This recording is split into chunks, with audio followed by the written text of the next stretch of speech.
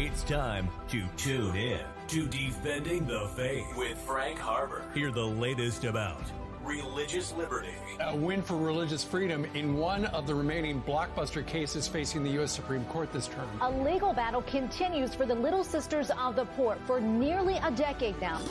A street preacher armed with a speaker, a microphone, and a camera strapped to his chest is now banned from the village.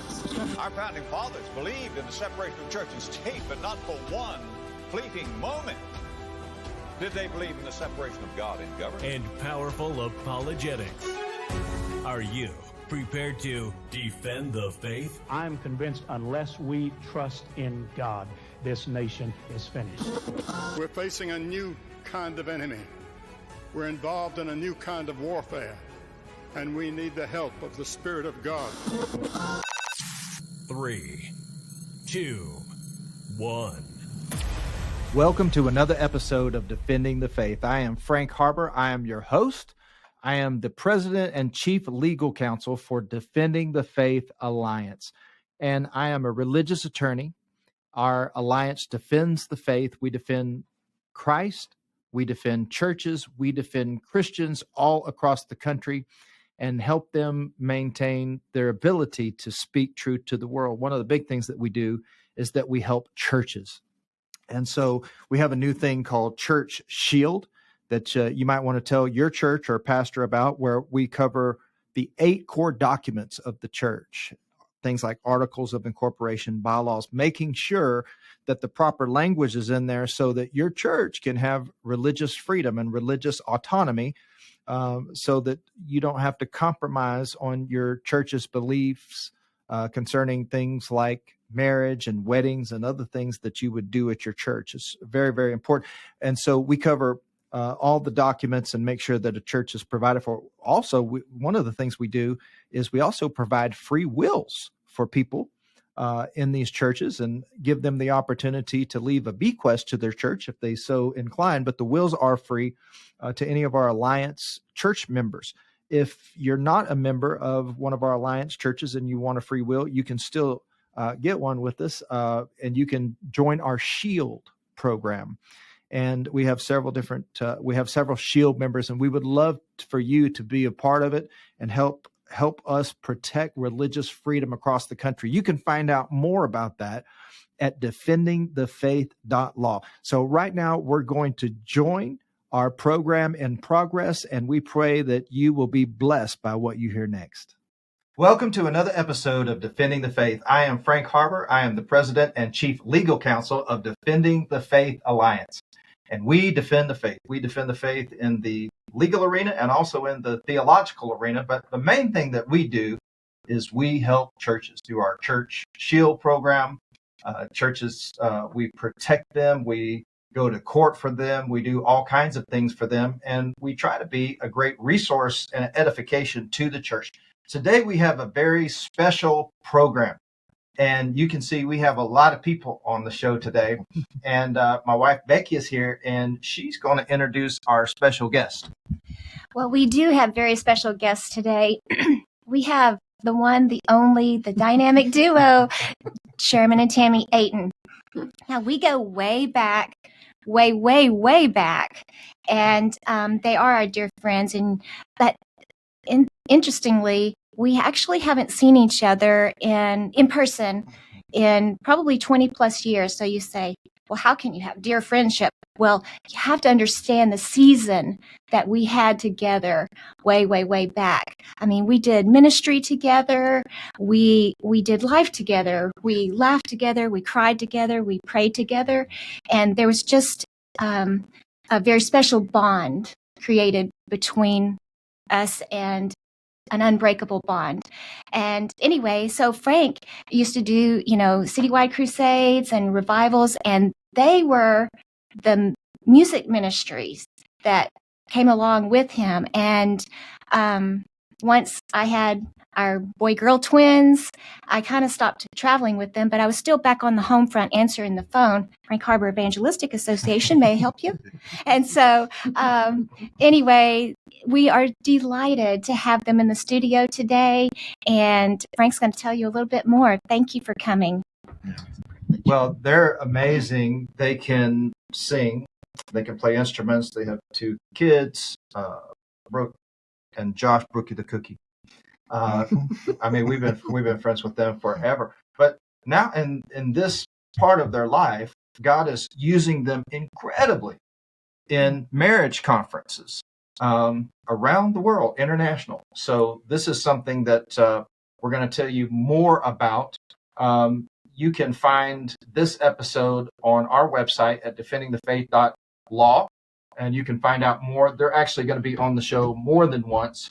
And so we're excited about how God is using them. And Sherman, before we get started, just tell us real quick where we can find you on the internet. We have a couple of Facebook pages. Our marriage ministry is called 3 to 1, and that's a Facebook page. And then we have an Aten Ministries Facebook page. Our website is also a1os.org, and so you can find us by searching either one of those sites. Well, so I want you guys to kind of tell us your journey and how you got into marriage conferences, and you can give us your background. Tell us a little bit about your family. I know you got some grandkids now, and I think y'all went to Wayland Baptist University. You tell me, so I won't get everything wrong. Yeah, well, let me also just say what a privilege it is for us to get to be here with Frank and Becky. We traveled and did life together when we were all a lot younger, but before any of your kids, actually. And so, wow, it's wonderful to get to see y'all again, and we have some incredible memories of our ministry together. We did get to work with Frank and Becky on a lot of crusades and do music, and that was a time in our church day that is pretty much over as far as those crusades and revivals. Churches don't do those a whole lot anymore. So our marriage ministry was something that we did kind of in between revivals. I mean, it was kind of a hobby that we liked to do because we had a board of directors. Several of those taught with what was at the time Lifeway's Fall Festival of Marriages, and they invited us to come teach. And so we got to do some of that. And so our very first retreat, I think we figured out, was in 1998 out in the beautiful country of West Texas. There's a Plains Baptist Assembly camp that's outside of Floridata. You drive, and then all of a sudden you dive down into a canyon. You ever been to Floridata? A few times. Mm-hmm. Yeah. My wife was born there, so it's the pumpkin capital of the world. I don't know if anybody knows that. I did not know that. It is. I'm a big fan of pumpkin seeds. Seeds. Oh, yeah. Yeah. Well, go to Floridata. In fact, it's more orange in October than it is red in Christmas. I mean, that's their big deal. So our first retreat in 1998, we just kind of held with our board of directors and had a few couples in the area join us. Some of you may remember the name John Randalls. Yes. Oh man. Another incredible evangelist that we got to work the Lord with. now. Yes, he is. He and Kelly would come and do some of our keynotes for us. And they did our very first one out in Floridata. The whole vision for this actually came while we were driving one day, which we did every day, almost, pulling an RV, going down some West Texas highway. And Tammy just began to think, we ought to do something for marriages. And at that time, we knew it was important, but not like we know it's important today. And getting more important. Getting very, very more important. In fact, it was still something that was held with high respect. And so we began doing that and just schedule them anytime we could in between revivals. So it wasn't a big part of our ministry. But over the last, really, say 5 years, things have transitioned to where it's it's a huge need, and not just in our country. You think, well, is it just what's going on in America with marriages? No, it's happening all over the world. And the lines and the actual definition of marriage is challenged. Yes. It's not something anymore. What, in fact, we call our retreats celebrations. You have a marriage celebration. There's not really any other place in our society or venue that does that. Wow. That uplifts and puts it in its place, its sacred place. So that's what we try to do in our retreats, and they're called 3 to 1 because it's a personal thing for us. All the way back to when we got married, which was 1985, we knew that this relationship was going to take 3 of us. Yeah. And so we picked our wedding date. It was on August 31st. Somehow we found a Saturday that had that was on a 3 and 1. Yeah. And then I wrote a song that was a surprise to Tammy that's called This Time, but in there it talks about 3 of us being one. So we just kind of took who we were and thought, you know what, we'll also use the scripture out of Ecclesiastes, that short verse, chapter 4, verse 12, that says a cord of 3 strands is not easily broken. Doesn't say it can't be broken, because we know many marriages today that it has been broken, Christian and not Christian. So that really became our theme, and so that's the name of our ministry. Wow. And it's interesting that you're talking about this 5 years back, because that's when we started noticing the big changes after the Obergefell court decision. And so, one of the biggest things that we do with churches is we do their documents. And, we've had to change up things for churches to protect them on marriage, because, the Bible talks about marriage, and we'll get your definition here in a second, but it's, between one man and one woman, one biological man and one biological woman. And so nowadays people talk about gender, which means you can pick, you can be a girl one day, you can be a boy the next day, and all kinds of stuff. And I remember 30 years ago, I was at the Southern Baptist Convention, and we had a speaker who said, the biggest battle coming up in America for the church is over the family, over marriage. And I just thought, that's preacher talk. Yeah. I mean, there's no way. But now, I mean, like the stuff that we do legally for churches centers around marriage and parental rights and biological sex. It's so strange, because you would think these are things that are just so plain to see. And, I'm so excited how the Lord is using y'all, because, at my church, and if my pastor's watching this, this is who I've been telling you about. So, because I've been trying to get you guys to a retreat at our church. And so, Dr. Biles, if you're watching this no pressure, but this is who I'm trying to get right here. And we have many pastors who watch our show, and these are the ones. These are the ones that you want to get for a retreat. So Tammy, tell us what is marriage? I mean, because some people today, they have some crazy ideas about marriage, but what is a marriage? Well, I think in today's society, one thing that people don't understand is the word covenant. Oh.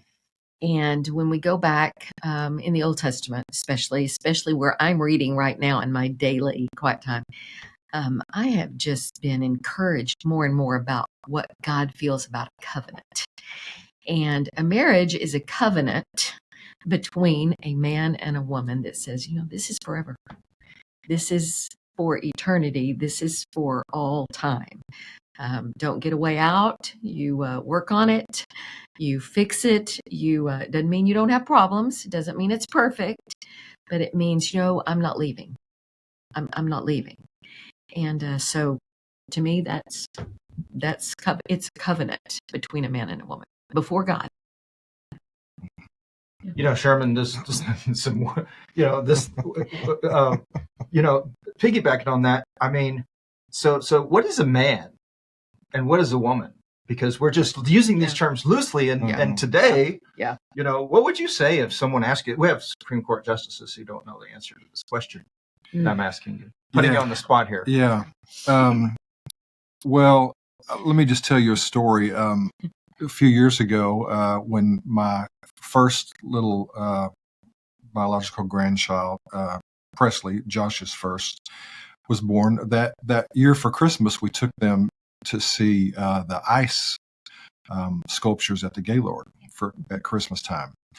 And so after I didn't realize how cold it was. So Presley and I rushed through there and got out. And afterwards, I went into the men's restroom, and I was the only one in there. And pretty soon I hear the door open and a couple of voices. Well, it was a father and son that came in. And I hear this little boy say to his dad, so Dad, what restroom do I use if I don't know what I am? And I think he thought there was no one else in there, but I was listening. And the father said, well, son, I just think you know. And so I come out to wash my hands, and I just couldn't help myself. I said, that's kind of the question of the decade, isn't it? And he was sort of embarrassed, and he said, oh, no, I think he was just maybe wondering if he should ask if he could go into the restroom when he was with his mom. But that's not what the boy said. So I said, how old is he? And he said, he's 8. So an 8-year-old who already has been exposed to really not knowing what he is, at 8 years old, what a something I just couldn't believe. And unless I had not heard it with my own ears, I really would have thought this is not happening. But yeah, that's what's happening. It's such, well, it's just deception is what it is. This time and day that we're living in 2023, where things can just be totally turned upside down, and things that are just common sense. I mean, a man is built with male genitalia, and that's, I mean, if you are a man and you're found dead somewhere, and the police find you, and you thought you identified as a woman, well, they're not going to say, well, this is a woman. No, this was a male found. Yeah. And so God did not make mistakes with that. But the problem is that if the enemy can confuse your identity, if you do not know who you are, what you are, then he's won. He has you, and that's what's happening. There's so much confusion on just who are you? What are you? Can you be something else? We get to feed ourselves in marriage off and on, and there's many of you may know Family Life, the ministry. They had marriage cruises that we try to go on just to feed ourselves, and classes and things. One year they shared just on the different generations, things that it took for like the greatest generation to make some significant changes in their life. Pretty much, if someone from that generation, they saw something was truth, that and the Holy Spirit, they could make changes. Well, that's all they needed. All of the generations coming all the way down to now this Gen Z generation. They're the first generation that's going to be born into a fully digital world and can decide what they want to be. Somehow, that is what's happening in our world, and not just America, but our entire world. You know, I wonder, Tammy, too, if your parents, you know, if the parents don't know what a marriage is, I think the kids are going to struggle. Absolutely. We teach a class in our marriage conferences, Sherman and I, that we try to settle that by going generationally back as far as that we can. And we have them try to do their ancestry up a tree, and then have them look and see, what do you see that maybe came down that line, and maybe with you as a family and you as a couple, you have that choice to, okay, do we change this thing that came down the line, or do we keep it because it's something that we want? So we get to decide as a couple and as a family, we're going to carry that down, and in our home, we're going to bring them to Christ. We're going to teach them about the Lord, and we're going to say scriptures at night if we were tucking them into bed, things like that. So generationally, absolutely, it's going to come down and affect the next generation and the next generation down. That's one of our very favorite classes to teach, actually. Now, this would be a good time to tell you that the Atens have a new book called Touching Base. We're going to tell you more about that at the end of the show, but it's 52 devotionals, and with your spouse that you can do one for every week. Tell us a little bit about that book. A lot of things happened in 2020. Yes. A lot of change, and people had a lot of time just to kind of sit, and we did. I mean, we actually had been scheduled to be in Pakistan to do our first marriage retreat there with our wives. I had been there several times, but it was just men, small groups that we took. We'd never taken women. And so this first time we were taking our wives, just a group of 4 of us. But our visas kept being denied for some reason, and I had no idea. I mean, I do now, but I had no idea why I couldn't get our visas. So then the whole world shut down, and it's a good thing we didn't go, because we'd have been stuck somewhere in the Middle East with our wives looking at us and freaking out. What are we doing? I mean, we were freaking out at home just with the pandemic, and this is the first. We didn't know how to deal with this. So we had a lot of time to sit and think and analyze, and I just began to think, well, we have a board of directors that we've had really this year. We will celebrate 33 years of our ministry on Thanksgiving Day. Okay. So we started in 1990. On Thanksgiving Day, one of my deacons in my church in Artesia, New Mexico, Kent Bradsher, if you're watching, drove me to Florida and all of my stuff. Josh, our son, was 2, and so that was the beginning of our ministry. And so God, in the next year or so, helped us find friends that were pastors, a lot of them, that became on our board of directors. And as I said, some of them taught for Fall Family Festival of Marriages then. And so we just began to think, we have a lot of stories. We have, because every one of these couples are very different. You got a good board, by the way. There's some really good people. They're so diverse. And in fact, I look at them when we have meetings and I'm thinking, do they know how different they are from each other? And because at first we were their only bond. I mean, they were on the board because they knew us. But now, I think even if we decided not to have a meeting, they would still meet. I mean, so in fact, we met during COVID year 2020. They all came to Granbury. We have a place we meet there. And we just decided, we want to write a devotional. Let's not make it a big deal. But if we've got one devotional we can write per week for a whole year, that would give couples, because most couples can do that. Yeah, I mean, couples can do that. Couples are busy, and I know that it's even a deal for them to find one time a week to sit down and read something together, because it's designed to be read together. And so I said, write something that would be a couple's devotional from your own story. And so they did, and wow, because I know a lot of their stories, but we've got some people on there. One lady used to be the editor of the paper out in West Texas, so she's. I mean, they can just write, and they're vulnerable, real stories. There's not really any fluff in this book, and so that's how it began. And it's taken us 2 years to get everything together, and we're in the last stages of it. It's excellent, and I've read a bunch of it. All that I've been given, I've read.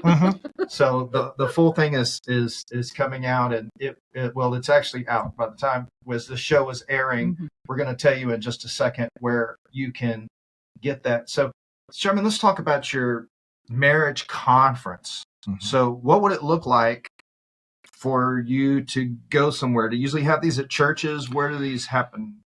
We have some different formats, and one of the nice things about our retreats is they can be customized to your church. So if you want us to come, which most churches do because it saves money and it's easier for as many couples to get there, is just have it on your church campus.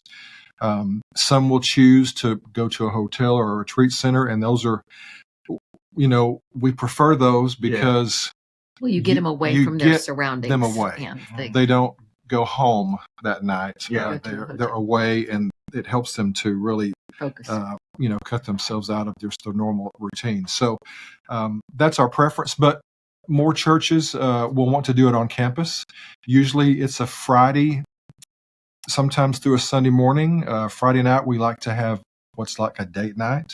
I don't know. A lot of couples you think still should date, but they don't. So you organize something where you actually have a couple sitting just together, because it's funny, if you have a big group in a church fellowship hall, you sit them together, they're going to talk to each other and not their spouse. I mean, it's funny. They're going to have discussions with every other husband and not their own wife. Yeah. So we try to organize it where it's just the two of them. In fact, throughout the retreat, we try to protect that because but it doesn't always happen because we're humans and we're going to talk to everybody else but our spouse. So we organize it that way. And then Saturday mornings we have breakout sessions. Sometimes we'll have someone come do a keynote. I believe you worked with a lady who does some of ours, Tammy Whitehurst, from East Texas. Hello, Tammy, if you're watching. She's done several of our keynotes. Yeah, it's good for us to laugh, and she helps us to laugh. She's got a funny husband too. Yes, and they did one of our Granbury retreats at our church several years ago. And then sometimes it will go through a Sunday morning where we actually have what we call it's a 7 topic. Sometimes it grows to 8 or 9, depending on how much time we have. Forum, where we actually take the service. We do some worship as well, and then we take a service and we try to hit 7 relevant topics on marriage, and the whole church is a part of that. So normally it's a Friday, Saturday, sometimes through Sunday morning. So Tammy Aten, what is a relevant topic on marriage? Give us one of those 7. Well, one of our favorites is actually sexual intimacy, because we try to fix it to where, or adapt it to where a culture of children and a culture of everybody in that Sunday morning service is comfortable and it's safe, but it's also truth. And of course, we hit finances. We love to hit parenting, dating. We do communication is another one of our very favorite ones. Differences, storms, because you'll have them, and how to navigate through them. And what we usually do is the staff that comes with us, which is determined by how many couples are coming to the retreat. We can bring as many as 5 couples with us to do those breakouts. So in the forum, we'll have all of those couples that have come with us and taught the classes on Saturday morning. They're all in that lineup. Then we usually have the pastor and his wife join us if they're comfortable, and they know ahead the subject titles for the forum. And then we're supposed to say just little one-liners as if we were speaking to an engaged couple about these different subjects. And we pretty much have the complete attention of everybody in there, because they're interested, and they're wanting to know what we're going to say about that next thing. One-liners are never one-liners for pastors. No. So these are supposed to be nuggets turn into whole chickens. I mean, but yeah, it's one of our favorite things that we get to do. Yeah. Okay, so let me ask you a question. So out of these conferences, do y'all have some stories of life change of people. I mean, have couples been transformed? I mean, what happens after these are over? Well, I'll tell you a very, very simple one from a very simple book that has been around forever. But one of our board of directors, one of our very good friends in Granbury and his wife, they actually went through divorce, and he had an affair, and their story is an incredible story of redemption and grace and forgiveness. But he actually worked at Lockheed Martin, still works at Lockheed Martin, but someone brought him a Bible. He was lost. Somebody brought him a Bible to work. And he, as crazy as it sounds, he just started reading it. And he started in the Old Testament. And he started having nightmares about what God was doing to the people. He says, I'm doing way worse than what these people in the Old Testament. He was convicted, got down on his hands and knees, and asked Jesus in his heart. So let me just insert, there's not many people you can say came to Christ by, number one, he was raised Catholic. He was an altar boy up in Wisconsin, so white Catholic community. But he said, I would never read the Bible. I didn't know what it meant. And so when the Lord started dealing with him, he was reading the Old Testament. Yeah. He said, I started having nightmares because I'm reading how God is wiping people out for stuff I'm doing. And, you know, he was in his 30s. He was a grown man. And so he got saved on a bathroom floor reading the Old Testament. No preacher, nobody there to pray with him. I mean, but his total life changed. And now you can continue. Well, I'll insert some more. God restored through just a miraculous redemption, really. God restored their marriage back to each other and forgiveness. And they came to one of our small intensive retreats. And we didn't really do a whole class on this, but Dr. Gary Chapman wrote a book, Love Languages. Mostly it's been read by so many people, but Bible-based ways God the Father and God Jesus and the Holy Spirit have shown love to us, and it shows through the different ways in the Bible. That's how the book was birthed. But we had them just do this little quiz in the middle of a dinner. It was a steak dinner, I think. It was the date night, Friday night. And they did this. Of course, they had never done it before, but we didn't teach a class because we thought, everybody's done this. You know, we didn't take a whole class time to do it. Well, they get through doing the quiz and they look at it and they go, this is why right here that we split up. So yes, little things that God does in these classes and retreats does change lives. But that was the first one that came. Yeah, I mean, because they got remarried, but they still, their ways hadn't changed. And he said, you know, this is why we got divorced, because I found out that what I was needing from my wife was just his love language was physical touch, and hers was quality time. Well, what we do with those when we're not on the same page is we withhold those from each other, even though we're not doing it on purpose, but that's what was happening. So yeah, it was like a light bulb came on. Such a simple tool, just to know what your spouse's love language is. It can be a big deal. Okay, so we're almost out of time, but so there may be somebody listening that says, I'm in trouble, I'm in crisis mode. Would you speak to them? What would you tell them? They're like, right now, I can't come to retreat, but I need help right now. Would y'all say something to them? I think, of course, what your situation is, just know that God is ultimately for you. No matter what you're going through, yes, there are instances in the Bible where we are allowed to divorce. We're allowed by the law to do that, but it was never God's idea for that to happen. Always His desire is for restoration and for wholeness, because you have to remember what your marriage is a picture of. It is a picture of Christ and the church. And we're not talking about, maybe you've already had some marriages that haven't worked. Maybe you're in your third or fourth one.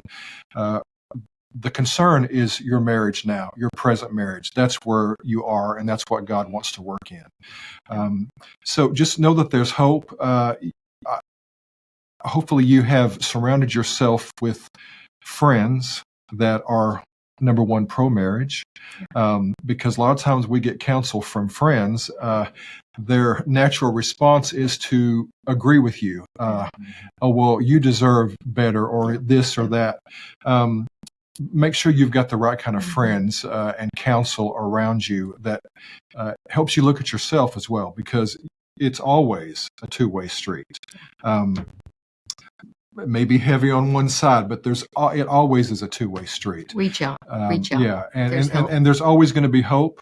But listen, hopefully you're a believer and you believe that Jesus knows your situation, and just ask for wisdom and guidance, and get some wise counsel from those who can be balanced, and don't just want to tell you what you want to hear.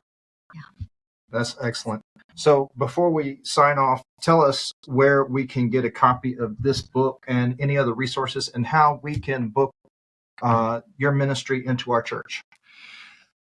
So yes, right now, the book, when it is released, it will be available on Amazon. And again, I don't know if you can see this, but this is what the cover will look like, touching base. It'll be available on Amazon, and then also in some of the bookstores, Barnes & Noble, and I'm not sure what really else. So you can look for it in those stores. You can also order online at our website, which is, again, a1os.org. We'll have links on our Facebook pages as well. And also on our website is where you can contact us about a marriage retreat. We have a 3-to-1 page on our website that gives all the information about what the retreat is, what it can look like, all the information is there. You can also email us, call us, and we'll be glad to visit with you about any of the retreat options that we have. Well, you have been listening to Sherman and Tammy Aten, and they are 10s, 10 out of 10s.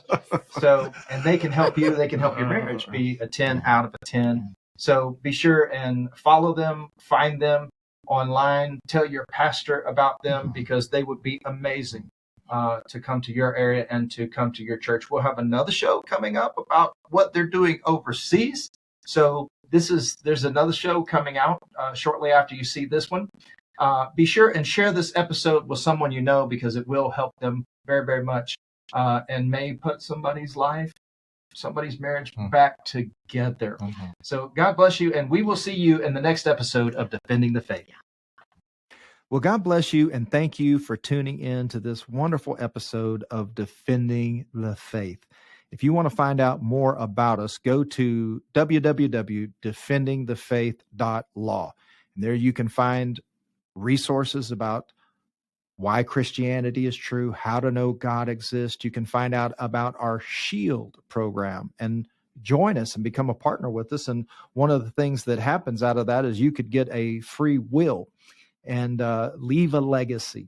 And, so many people, they don't have wills. And so it's one of the things that we do make available to our SHIELD members, to our church SHIELD members, and also to our SHIELD members who are partners with us in our ministry. We pray that you've been blessed, and we will see you in the next episode of Defending the Faith.